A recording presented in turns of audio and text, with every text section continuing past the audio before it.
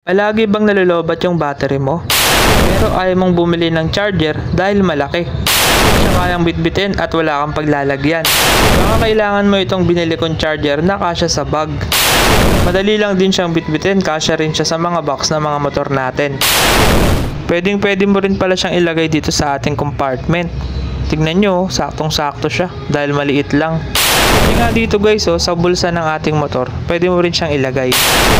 Meron pala siyang anti-reverse charging at anti-over voltage.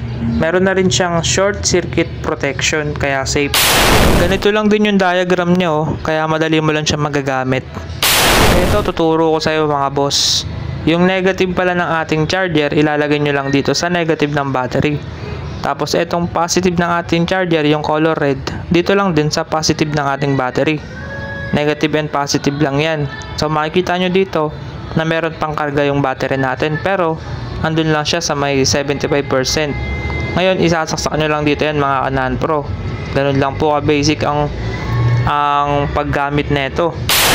Ngayon hihintayin mo lang ma-full charge yan, 3 to 6 hours. At kung nagustuhan mo to Kanan Pro, andyan sa ating yellow basket kung gusto mong mag-order.